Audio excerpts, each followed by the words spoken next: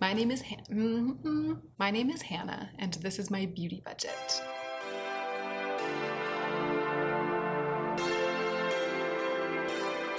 Gosh, I feel like I really didn't get a good take of my name is Hannah, and this is my beauty budget this time, but I'm moving forward. If you ever wanted to know what it looks like for a head of hair to be living its best life, fully in spite of the person whose head it is upon, this is what it looks like. All right, it is time for the video in which I report back about how I spent my budget in the preceding month. This is kind of an exciting one. And I just filmed my check-in and it took a lot out of me. That's also why my hair is like this, because I just washed it last night. This morning I sprayed some texture spray in it, put it in that bun that you saw in my check-in if you watched it, went to brunch with Zane and Julia, filmed the video the check-in, filmed the check-in. Then I took it down and it was like, the check-in put a lot into my hair, but it took a lot out of my voice and my person, so I might be a little bit low-key while I'm filming this, but it has to get done. It has to get done right now because of timing and things like that. And also, I love this video. I love filming this kind of video, so it's like my favorite one to film almost every month. So it's good. I'm excited. We're doing it. Let's go ahead and get into the meat of the video.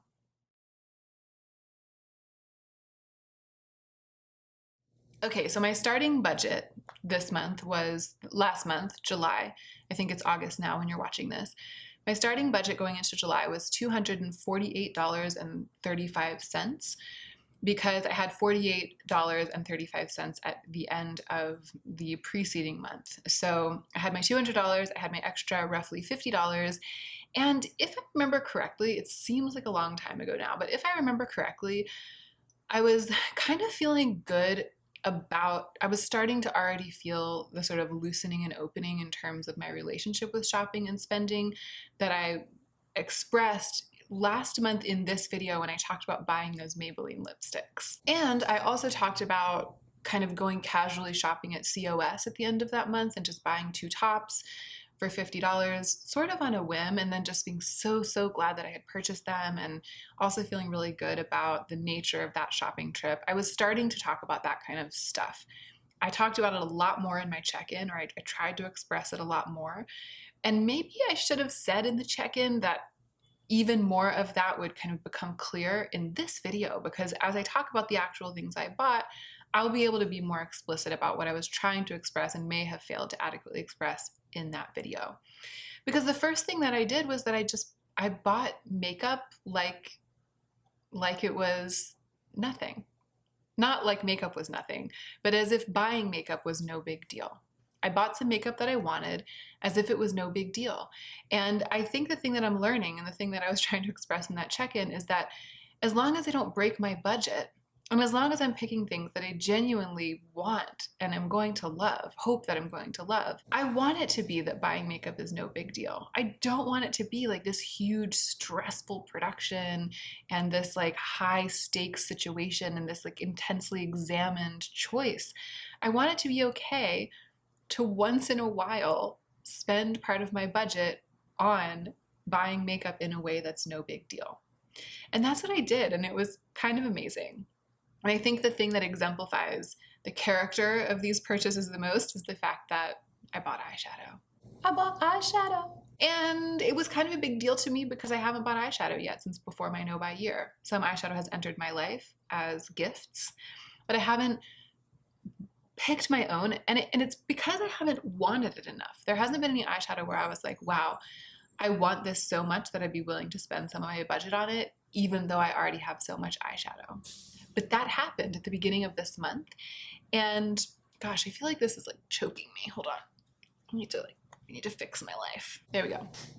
We're back. We're good. It was a little bit, I did experience sort of like a pushing at the membrane of having not bought eyeshadow and then being like, do I really want to do this? And then being like, I really do. And then pushing through the membrane. And the thing that caused me to do that were the JD Glow eyeshadows that I bought. And it was really that JD Glow was having a sale. And I've talked so much on this channel about not having sales be the reason to buy a thing. So if you weren't going to buy something and you weren't even thinking about it, and you know that you shouldn't be spending money right now, or you've already spent your budget, or you're on a no buy or whatever, then a sale comes along and it's like, everything's 20% off at Sephora. And then you're like, oh my gosh, it's 20% off. I got to buy stuff right now because I don't want to miss out. That's no. Like I've talked so many times. I mean, I've posted so many separate sales survival videos debunking that instinct and pushing back against the way in which corporations try to make us buy things that we wouldn't otherwise buy by having sales. But in this case, there are 3 eyeshadows that have been in my cart at JD Glow for months, like since January. 3 eyeshadows that I know I would have bought them eventually. I was just waiting for, I think I was either waiting to want more or to decide to like buy some for a friend so that I would be making a bigger order all at once, or waiting until I had a lot of extra budget and I was rolling in it and I didn't feel like it would be very much skin off my nose to purchase these 3 eyeshadows.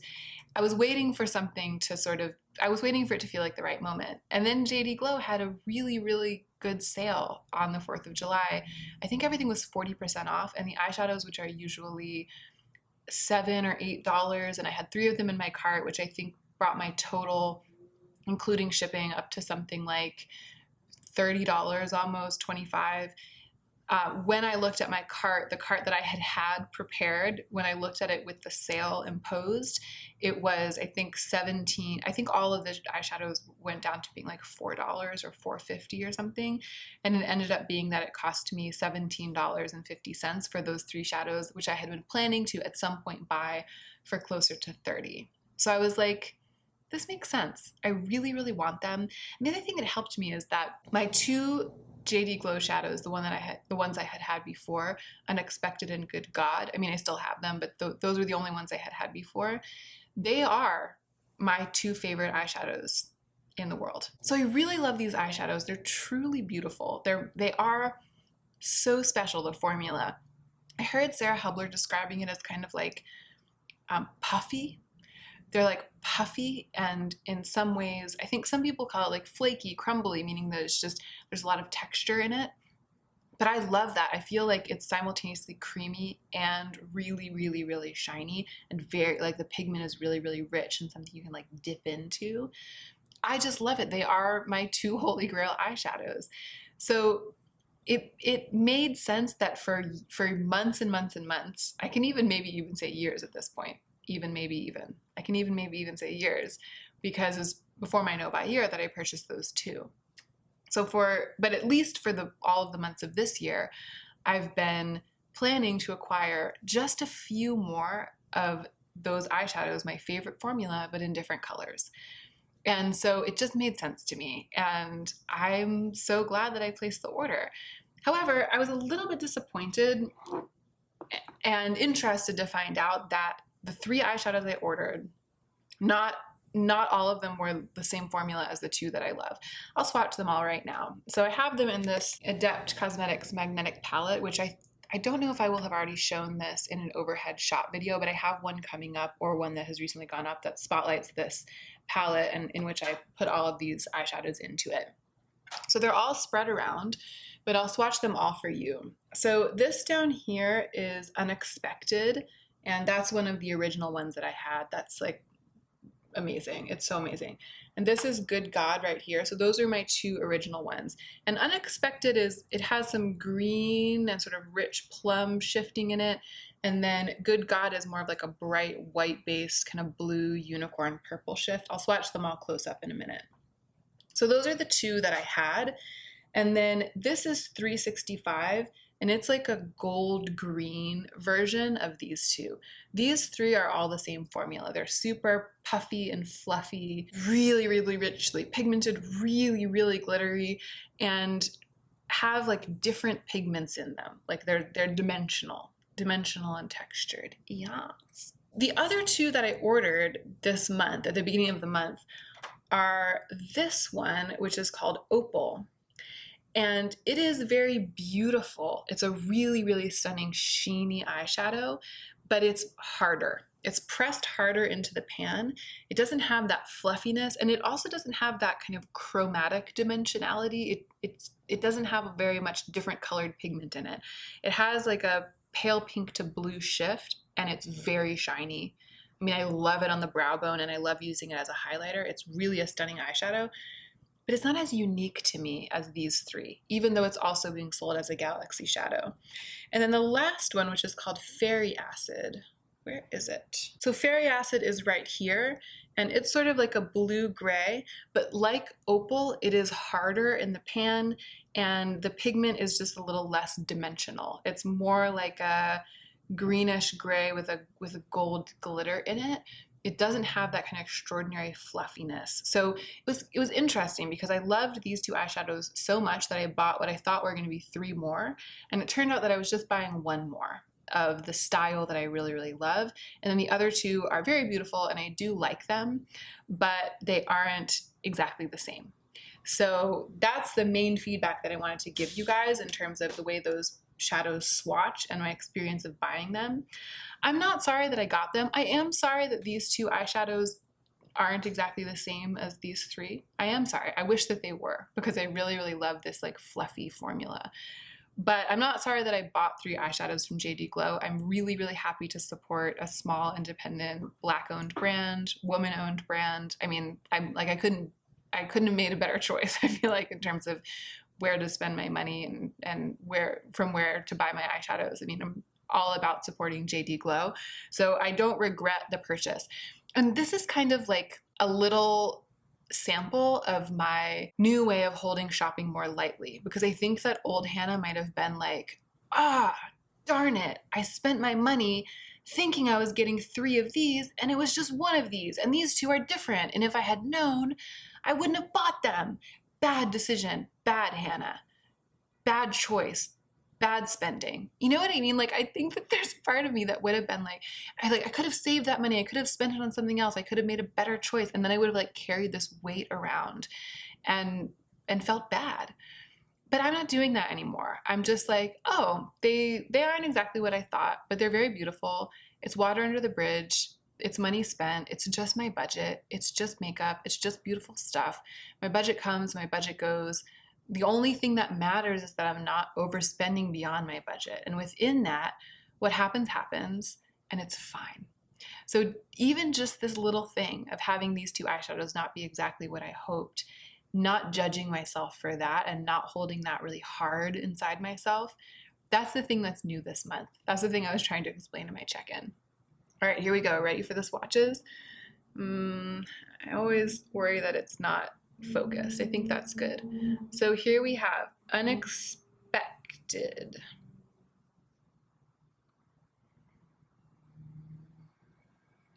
Good God.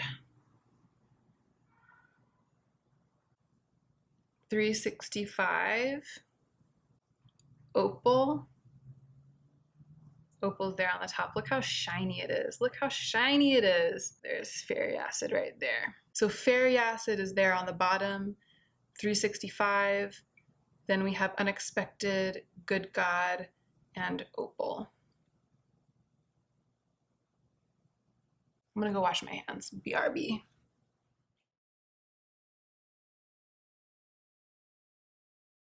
So those swatches, what you just saw, I mean, those 5 eyeshadows together they're so me. It's like really sheeny, really grungy. All together, they're really lovely. And even though Opal and Fairy Acid don't swatch exactly like those other 3 and don't perform exactly like those other 3, I'm really happy now with my collection of 5 JD Glow eyeshadows. So that was the first thing that I purchased, and it was exciting. I'm so excited to be able to support that brand. I'm so excited to be able to support the women who run that brand, not just by buying eyeshadow, but also by showing it on my channel, and then you guys know how awesome it is.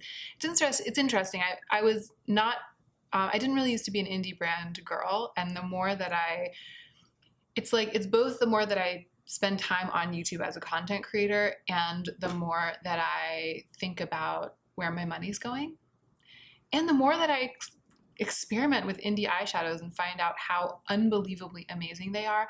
I mean, those three JD Glow eyeshadows, the three that I really love the most, the three like hyper performing ones, 365, Good God, and Unexpected, I feel like the pans are huge. And I feel like if Natasha Denona, for example, were to put a pan that size of that exact eyeshadow in Sephora in a single compact, it would sell for like $40, like $35. Nobody would blink. People would be like, it's really expensive for one eyeshadow, but then everyone would be like, but it's so amazing and it's hashtag worth it. Like, people would understand why they cost that much. But, you know, I got them on sale, but full price, they're like $7.50 or $8 or something like that. I mean, it's really, you didn't hear it here first, but indie brands are where it's at. I'm really starting to feel that way. So moving on to the second purchase that I made this month, which was also a makeup purchase, and it was also from an indie brand. Cosmetics released new colors of the Infinite Lip Cloud, and the Cosmetics Infinite Lip Cloud is, I think, my all-time favorite lipstick formula. It just edges out the Bobbi Brown, what's it called? The Bobbi Brown Crushed Lip Color. I love the Bobbi Brown Crushed Lip Color, but I think that I love the Cosmetics Infinite Lip Cloud just a tiny slice more. So I was really thrilled when Cosmetics released new colors, and I spent a long time deciding which one or two to buy, and I ended up buying two. But I didn't buy two of the new ones. I bought one of the new ones, which is Morning Mocha, and I will have swatched that super close up in my video where I swatched all of my brown lipsticks, which should have gone up last Tuesday on my channel. So if you want to see like an even better swatch or an even closer examination of that color, then go and watch that video. I'll put it in the cards right now. I decided to get Morning Mocha, and as I said in that video, I thought that it was going to be like almost like a slightly gray tinged milk chocolate brown. And so I knew I wanted that one because I was so thrilled by that when I saw the release, but I wasn't sure which second color to get. I was torn between two. One is French Nude. So my original OG favorite Infinite Lip Cloud is Faded Clementine, which is the orange one. But the one that I wear the most is Rose Nude. And I have that right here. I'll swatch these guys as well. So Rose Nude is just kind of like an ideal mid-toned rose for me, and I've worn it a ton. I mean a ton. It's like one of my most worn lipsticks, and I love the formula so much. Looks gorgeous, very, very sort of My Lips but better, just easy, effortless, amazing finish. It's just so good. They're kind of like liquid lipsticks that don't dry down, really creamy, smell good, easy to apply. They're just perfect in every way. So French Nude is the slightly grayer, slightly cooler toned version of this color. They're very close, but you can see by the picture on the website that French Nude is just edgier. And at the time when I received this for my birthday, I believe like a year and a half ago, it was like February during my no-buy year, I think, that I received this.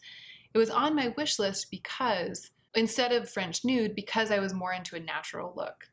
Lately, I've been really into those grungy lips. So I've been more and more tempted by French Nude because I was feeling like Rose Nude is a little bit on its way out for me trend-wise, and I've also worn it so much I don't feel like I'm abandoning it. I feel like it's really had its day for me. So I was wondering if maybe French Nude could be the new Rose Nude in my life. But Cosmetics also released another color in the release of 4 new ones that I really love. It's the one called Magic Hour. And it's like a terracotta coral. Oh God, I love that color. So I went back and forth because I didn't want to get 3. They're $20 each, and that would have been $60, and that's too much for me. I've kind of realized as I've gone along with my budget that $40 or less for one thing sort of sits okay with me. $50 or more for one thing, that's like a big deal for me. That feels like a risk. So it was going to be 2 instead of 3. And I went back and forth, and I decided on French Nude. I'm just so into those grungy nudes lately. I was like, I really want French Nude. So the package, so I ordered French Nude and Morning Mocha, and I was thinking that I was getting like an intense, different, original gray toned chocolate brown and an edgy nude. So the package arrived, I opened it up, I opened Morning Mocha first, and I pulled it out and I was like, wait, is this the wrong one? I was like, is this French Nude? And I looked back and I looked back and I was like, no, it's Morning Mocha. It says it on the bottom. This is the color. I was so shocked because it just looks like, it looks the same as French Nude and Rose Nude to me. I'll hold them up for you so you can see. So then I pulled out French Nude. They're just so similar. They're three very similar tones of nude. On the top there is Rose Nude. The middle is French Nude. And on the bottom is Morning Mocha. So those three swatches are in the same order. On the top right there is Rose Nude. The middle one is French Nude. And the bottom is Morning Mocha. So you can see that the two new ones that I purchased, French Nude and Morning Mocha, are pretty similar. They're not the same, but they're pretty similar to each other in a lot of ways. So a couple of things. One, objectively speaking, in my life, Morning Mocha is of the three the perfect nude for me. It's more brown and it's also more warm. It's kind of got that warm chocolatey thing going on. It's a gorgeous, I mean, it's like a gorgeous lip color. It's gorgeous. I'm not sad that I have it. I think it's amazing. It's literally the best, the most perfect nude lipstick that I've ever had. And so I can't be sad about it. I do wish that my vision of like a really different gray, edgy chocolate colored lipstick had come into existence. I do wish that they had made that, but I'm not sad about this. But the thing that's funny is that I now have these three that are really close in color that are the same formula. I think that they go in ascending order in terms of my preference. So my favorite one, the one that I'm going to wear the most, is Morning Mocha. And then these days, French Nude is, of these three, my second favorite. And Rose Nude, which is the old one, the one I've had, is the one that I would reach for the least out of these three. It may eventually make its way out of my collection, but it may not, because the only other lip color that I have that's very similar to Rose Nude is the Bite Beauty Lip Pencil in Glacé. That was part of the Sephora birthday gift a couple of years ago, and that literally has like 1 or 2 uses left in it. It's about to be in my empties, you guys. I'm about to pan a lip product, and it's that one. So that leaves this as my only lip color in this color, Rose Nude. It's like my only Rose Nude. So I'll probably keep it around for a while because it's good to have one of that type of thing for me. But I didn't expect that after placing this order from Emma Cosmetics, I would end up with 3 nudes in such similar shades. It's interesting. I feel now like I have this arsenal. Like if I want to wear a mid-toned nude lip, I can look at the rest of my makeup and what I'm wearing, and I can choose of 3 that are very similar, the absolute best one. Like I've gotten really specific in terms of refinement for my nude lipsticks. So I'm not sad about it. And in fact, it's been kind of amazing to have like the 3 of these lined up in my lipstick case right in the front. And I've been reaching for one of the 3. TBH, I've been reaching for one of these 2 a lot lately. However, I do wish that I had picked, Magic Hour instead of French Nude. I just wish I had, because then I would have a more dynamic choice. I would have more variety, and I would be happy to just wear Morning Mocha every time and to not have French Nude. So I may yet buy it. I mean, and I don't know how soon it will be, but I've been eyeing that serum blush in Rose Milk, and I could see myself placing an order sometime in the next couple of months with Rose Milk, that one serum blush, and Magic Hour, the Infinite Lip Cloud. I could totally see myself doing that. I'll just have to see how I feel when it comes time to spend my budget later on, this month, next month. If I keep wanting them, I'm gonna give it some time. Yeah, those are my feelings about these. Like, I love them. I'm really happy I have them, but it was an unexpected, similar to the JD Glow thing. It's like, it didn't turn out the way that I expected. And that's okay. Like, I'm letting that be okay. It's part of shopping. It's part of buying stuff. It's part of being a lover of beautiful things. It's part of having a budget that you spend on beautiful things. The things don't always turn out the way that you expected. And if I truly hated one, I would give it away. If I truly hated one of these eyeshadows, I would happily give it away. And that would be fine too, because it's amazing to be able to give things away. But the reality is, it's just not quite what I thought I was going to end up with. But it is something to which there are benefits in my life, and I'm going to move forward like feeling good about that and using these lipsticks and loving them. I think the thing that is hard for the perfectionist in me, or the sort of the part of me that wants to optimize my life, is the thought that if I hadn't bought French Nude, I could have bought Magic Hour. You know, it's this thing of like tit for tat, this instead of that, not buying this and having that, not buying the less perfect one and having the perfect one, having the perfect balance, the perfect number of things. Like, it's this part of me that's like, if I only knew, if I had all the information, if I knew now what I knew then, if I knew then what I know now, then it would be exactly perfect and I wouldn't have put a toe out of line. You know, like that's the part of me that would rag on myself for making a choice that ends up being something different than what I thought it was. And that's also the part of me that I'm trying to like get a little space from. And I didn't say this in the check-in. I'm feeling like this video is sort of ending up being an extension of my check-in, but the reason that it's important to make that space and the reason that it's part of my healing process from the thing that I suffered from all the way before my no-buy year is that part of the reason that I bought so much stuff and that I overspent on beauty products and clothes and other things is a compulsion to collect all of the most perfect things. So that little mean Hannah that I was just narrating, that's like, but if you only had this and the perfect thing and then not a toe out of line, all of that, it was that Hannah, it was that voice that was causing me to be compulsive about getting more stuff always and getting perfect stuff and the best stuff, driving me to buy a bunch of stuff and more stuff than I could afford and even buy stuff when I didn't have money. It was that Hannah that was causing me to do that, because that value of perfection, of like being the perfect Hannah, having the perfect array of lipsticks, not missing out on the ideal thing, it was that sort of obsessive drive that it was like ruling my life. So it's not just that I'm trying to get space from that voice, that negative side of myself, in order to like feel happy and be relaxed. It's not that. It's like, that's the exact demon. I'm like holding her out here like blah, blah, blah, blah. Like that's the exact demon that got me into this mess in the first place. So it's deeper than it seems. Like it's real. And that's why I'm so excited about this more relaxed relationship with shopping and being able to kind of like push that obsessive Hannah aside, because it feels like a very a triumph that was like long in the making. It feels like a pretty like hard won culmination of a lot of steps that I've gone through. So that's why I keep talking about it so much right now today in this filming session. Okay, the third bit of makeup that I purchased last month was the Build Your Own palette and one blush from ColourPop. That was $30. The Cosmetics order was $40. I am not going to go into detail at all about the ColourPop order because I did a whole unboxing. I will just link that in the cards right now.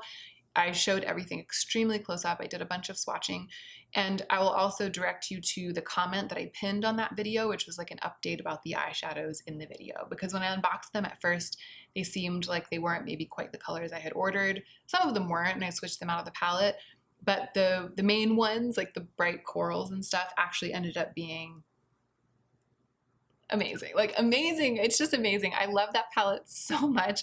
I talked in that video about how wonderful it was to buy some eyeshadows that I myself chose, like a whole little palette that I myself chose. It wasn't curated by anyone else. It wasn't gifted. It wasn't PR. It was just me building my own palette for the joy of it, and then loving the complete bananas out of using that palette and having it. I really love it. I have it right here. In case you didn't watch that video and don't want to, this is what it looks like, and it's just amazing. It's like I've been getting looks that I've been craving for weeks and haven't really been able to do. I've tried, it was like the look that I was wearing in my video about new releases last week, and also in the intro and outro of my video about elevated looks, 5 days of elevated outfits. That's a look I've been trying to get for some weeks, and during makeup playtime I'll dip into my singles and I'll like try to get that look, and there wasn't anything quite like the right thing, and that would be fine. Like I could go on like that. What would have eventually happened if it had been my no-buy year, for example, what would have happened is the desire to create that look would have passed, and that would have been fine. I would have just let it go. I would have created similar looks, not spot on, but similar. That would have been perfectly beautiful, and I would have just let it go. So I'm not saying that when you have a desire to build a certain look and you don't have the tools, that the solution is to buy stuff. Because most often for me, usually the solution is to just wait it out and to just get some perspective, let time pass, and then I realized it wasn't as serious as I thought it was. But this time I was just like, I just want to buy this palette, and this is why. And I think that the budget allows me to do that once in a while. I can't do it every time, because if I did that, I would run out of budget. I don't have enough budget to do it every time. I want a look and I don't have the tools for it. But every once in a while, I do. And I have the money for it and I have the budget for it and I do it. And it was just exciting. It was really gratifying to have done that this time. It was a good choice and I feel unconditionally pleased that I decided to build my own palette and buy it. The blush too is amazing. It's Roosevelt, and it's actually what I'm wearing on my cheeks right now. I look a little washed out in the monitor, and I'm not sure if I'm actually gonna be washed out in the footage, but it's quite striking. It's like blushy, but also natural on my cheeks. And I really, really like how it builds. And I thought it was kind of gel-like when I swatched it, but it actually goes on pretty dry and sticky and skin-like, and it layers beautifully with cream highlighters. I've been using it a lot with my Stila putty highlighter, the one that Tara sent. And what is it called? I'll get it. Oh yeah, so it's the Stila Heaven's Hue highlighter in Kitten, and it sort of layers beautifully over this blush. They blend in together well without disturbing each other, and I have both of them all over my cheeks and eyes today. Okay, so those were the makeup things that I bought. The JD Glow Shadows, the M Cosmetics lipsticks, and the BYOP and the one blush from ColourPop. It's not a ton of makeup, but it's maybe the most makeup that I've bought. Yeah, I'm looking back over all of my lists of all of my budget. I guess in April I purchased a lipstick and a concealer and the Shimmer Veil set. That's kind of comparable. So the rest of my budget, I guess the makeup ended up costing about $90 altogether. Those 3 orders added up to about $90. And the rest of my budget went towards clothing. So the first thing I purchased was another pair of faux leather pants by Zara from Poshmark. And when I sat down to start filming this video, I was like, why did I do that? Because I purchased a pair of faux leather pants from Zara from Poshmark last month.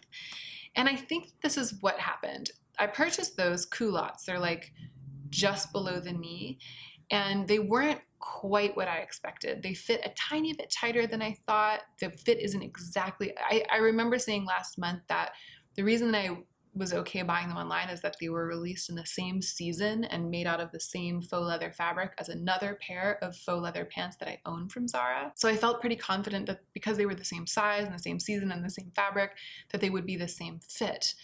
But they're not. They're just a tiny bit smaller. And so they just fit a tiny bit tighter on me than I expected them to.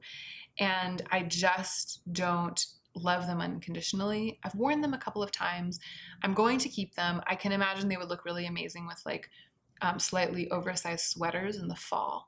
So it's not like I regret buying them. It's not like I can't wear them, but I didn't feel like the super solid, like, yes, this was a great addition to my pants wardrobe. I don't really feel like I've expanded my go-to pants wardrobe by one with those.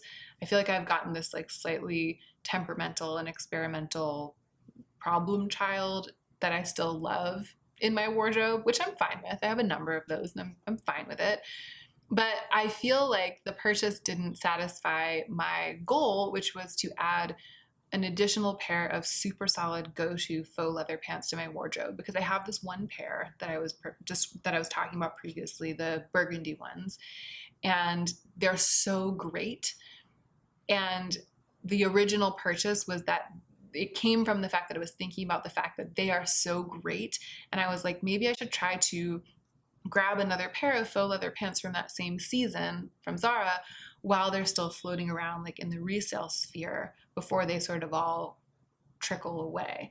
And they all seem to be floating around in the resale sphere right now. So that was what I was trying to do, and it didn't quite work out.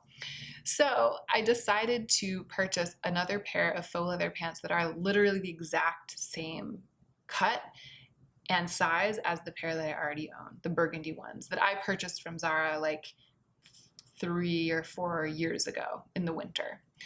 And so I found a pair on Poshmark that is the same cut, same size, the exact same pants, but in a different color. So the ones that I own are burgundy, and the ones that I purchased for $20, which is an amazing deal, are like an olive, like a dark olive khaki gray. Or they'll probably look black on screen, but they are actually a really deep khaki olive. And they're sort of a trouser. They're very high-waisted. They are absolutely perfect. They are the perfect fit for me. And I wear the burgundy pair constantly. I mean, it's like one of the most solid ways to build an outfit that I own is to wear that pair of burgundy faux leather pants and to build from it. And so now I have that times two. And I do love this color for clothing, for faux leather specifically. So this was a very, very solid purchase. And I do feel like this plus the problem child pair for the cost of both of them, which was $45 altogether, because that one was $25 and this one was $20. I feel like that's good. I'm not against it. I'm glad that I did it. And these, like, I couldn't be more glad. I think it was the perfect choice. And I feel super set for faux leather pants going forward. Super set, like 100% set. I'm good. Don't need any more. So the last group of things that I purchased are kind of all of a piece, but they're kind of separated into two. And it's clothing. I placed another order from Aritzia for 2 tops for $45 together. And then I had $100 left almost in my budget. And I made the radical decision to sweep the rest of my budget quite early in the month. I think it was like less than halfway through the month, by buying another pair of linen fox culottes from Etsy. Those black pants that were at the very top of my list of the things that I had purchased for the entire year, that really stuck with me. And I thought about it and thought about it. I had this $100 left, and I was thinking about buying some other things, thinking about buying some more makeup. I was like, la la la, like thinking about buying things. And I filmed that video. It was a game-changing activity to put myself through, honestly. And I think that it was after I filmed that video. It was after I had bought all of the other little things, like the lipstick, the eyeshadow, the makeup, the pants from Poshmark. It was after I had bought sort of these like $30, $20, like little things here and there, that I filmed that video assessing everything that I had purchased so far this year. And seeing those bigger ticket items all grouped at the top, like the pear earrings, the linen pants, like the really, really lovely investment pieces that I'm getting a ton of wear out of and that just fill me with like sparkling, glittery joy every time I think about them. Seeing those at the top of the list and seeing the like little makeup items like dribbling down at the bottom of the list, things I had already decluttered, blah, blah, blah. It had more of an effect on me than I was able to articulate in that video, because it was like the repercussions took a while to collect and sort of really hit home. But it was interesting. It was like I filmed that video, I thought about it, and then I was like, I want to buy another pair of those pants. What better to spend my budget on than the thing that is at the top, literally spot number 1, the top of the list of 60 things that I've bought? How could I ever possibly regret it? How? Like what could be better? And I think a lot of people deal with this. I think, maybe I'm wrong, but I perpetually feel like I don't have enough pants, and I'm wearing the same pants constantly. I'm always wearing like the same 2 or 3 pairs of pants. And that pair of black linen culottes has become one of those in constant rotation. And I'm always like, I wish I had enough pants. I just always feel like I don't have pants. So that's part of why I keep buying pants this year, because I'm trying to get to the point where I don't feel like I never have pants. And it's okay to wear the same pants over and over. I mean, I'm really into that, but I kind of feel like I'm wearing the same like 3 pairs over and over with like a 4th pair that sort of moonlights. And I'd like to be wearing the same like 6 pairs over and over, you know? So I'm just trying to like get there a little bit. And when I filmed that video, then I was just like, I'm just gonna get another pair of those pants. And when I started looking at the colors, I decided that the one that drew me in the most, the one that really made my heart double beat, was this unbelievably gorgeous, like nudie pink color that I think they call pale peach. I'll put a picture up on the screen of the model wearing the culotte pants in the color that I ordered. But I asked them again, as I did last time when I ordered the black pants, I asked them to add 6 inches of length because I want mine to be ankle length. I want to wear them high on my waist and I want them to be ankle length. So I asked them to add a little bit of length.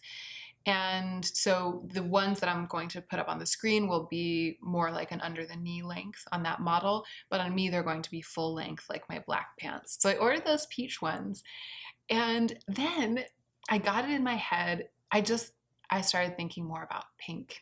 I don't own any pink. Like my wardrobe is pretty color faithful. I have a lot of black. I have a lot of black. I'm like looking at it right here. I have a lot of black that's broken up by certain colors that are repeated. So there's black, there's some gray mixed in, and there's a good bit of like neutral light color. So like cream, white, a lot of black and white. And then there's a pretty hefty dose of a chartreusey yellow color. So I have like a chartreuse dress, I have a blouse with chartreuse accents, I have another chartreuse top, I have like a green top that's close to mustard. There's like a lot of mustard. It's like black, cream and white, mustard and some browns and sort of khaki colors and like this kind of thing. That's a lot of what's going on if I look at my clothes. And then I do have one really strong clashing accent color, which is like cherry red. I love to have like a cherry red accent piece or like a bright coral accent piece. I have had those pieces mixed into my wardrobe for a long time, but I think all of them got decluttered. I kind of don't have any more. No, I have a sweater, but it's put away because it's like a really warm winter sweater. So I have maybe one cherry red piece still in my collection, but I love a cherry red accent or like a bright coral red accent. So that has existed in my wardrobe for a while and I'm pretty comfortable with that. But that's kind of it. I don't really have blue, and I definitely don't have pink. I literally do not own any pink clothing, or rather I didn't until this month. I literally sat there like a fashion person and made the executive decision to add pink into my wardrobe as like a new color that I wear. So I got these pants, and then I got 2 pink tops from Aritzia, and I don't have them with me because they're in the wash.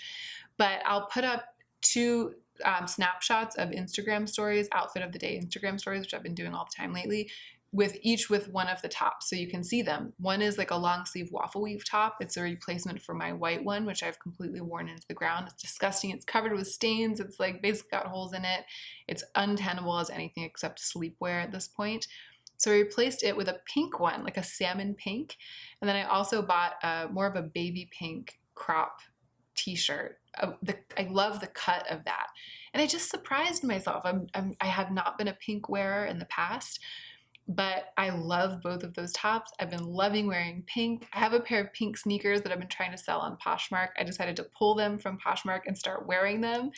And I cannot wait for those peach pants to arrive so that I can wear those peach pants with a pink shirt and those pink sneakers and carry my orange Polen purse and live my effing best life wearing all pink with an orange purse. I literally live, or I'm planning to live when those linen pants arrive.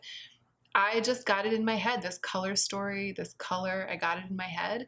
Similar to the ColourPop palette. It's like pointed, artistic, inspired evolution in a color direction. And what better way to spend my budget? Because that is really what I relish beautiful things for. It's different from like obsessively buying all of this stuff that I sort of already have and continuing to like shore up my mountain of beautiful things that are all the same as the things that I love and like living on top of the mountain like a smog. You know, it's different from that. It's like this pointed vision, and it's like choosing to spend my money on that vision instead of anything else and letting everything else that's desirable, that's like tapping on my door, that's getting me going, letting it all fall away and just being like, no, I'm just gonna use the last $150 of my budget to add pink to my wardrobe. I feel like my decision to build my own eyeshadow palette, even though I already have a number of eyeshadow singles, isn't very practical. And I feel like my choice to add pink to my wardrobe is kind of risky and weird and unexpected. And I don't care. I spent my whole budget and I don't care. I love it. I'm happy. And even though I ran out of money and couldn't buy micellar water, I'm so happy that those peach linen pants are on the way. And that lightness and that sort of carefree relationship with this controlled spending that I'm doing, it's a relief. It's a relief that I didn't know I needed, because I thought that I was doing it right. I thought that I was doing it right in January and February and March, and I was. I mean, for me, I was. It couldn't have gone any other way. It couldn't have evolved. You can't go under it. You can't go over it. Can't go around it. Have to go through it. Like, I had to go through it. And so it wasn't like I was doing it wrong, but I thought that that was as good as it gets. I thought that super intense, like focused, obsessive budgeting was going to be the solution. That was going to be me on the other side of the no buy year, me on the other side of compulsive shopping. But it turns out that there's something on the other side of that, which is not obsessive, like not compulsive, and doing kind of like risky, flighty things like spending $150 on 3 items of pink clothing when I've never worn pink in my life, and then feeling like so amazing about it, and then running out of money and not being able to buy micellar water and not caring. Like, it turns out that there's that on the other side of the other stuff. And that's all that I have to say.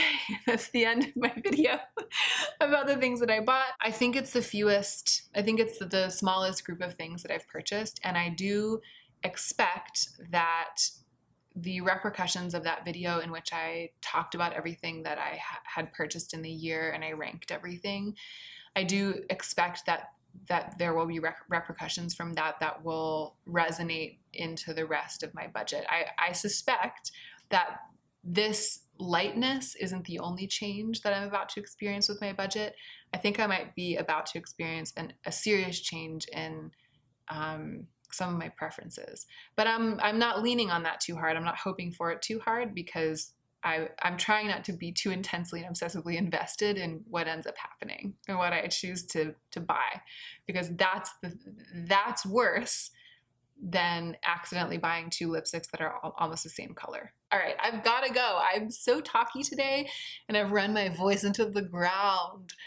And I appreciate you guys so much for sticking around and watching me blabber on literally so long about all of my feelings. Let me know what you think in the comment section down below. Let me know if I am making any sense to you.